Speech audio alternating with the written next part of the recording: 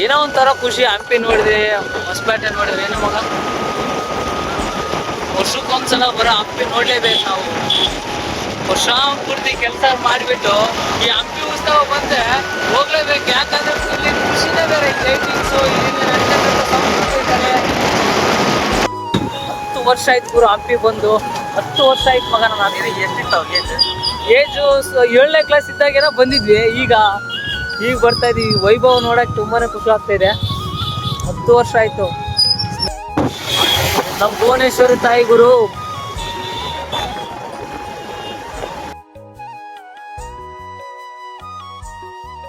ಯಾವ್ರು?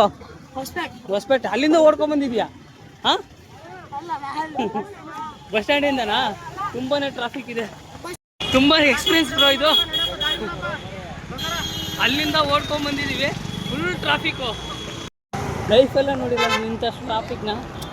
ಫಾರಿನವ್ರು ಕೇಳಿದಾಗ ಅವ್ರೊಂದು ಏನು ಹೇಳ್ತಾರೆ, ದಿಸ್ ಈಸ್ ಮೈ ಕರ್ನಾಟಕ ಅಂದಾಗ ಓಹ್ ಐ ನೋ ಅಂತ ಅಂತಾರೆ. ಯಾಕಪ್ಪ ಅಂತಂದರೆ ಇಷ್ಟು ಟ್ರಾಫಿಕ್ ಮಾಡಿಬಿಟ್ರು ಶಾಕ್ ಆಗ್ಬಿಟ್ಟಿದ್ದಾರೆ ಅವ್ರು. ಲೈಫಲ್ಲೇ ನೋಡಿದ್ರು ಅನ್ಸುತ್ತೆ ಆ ಟ್ರಾಫಿಕ್ನ.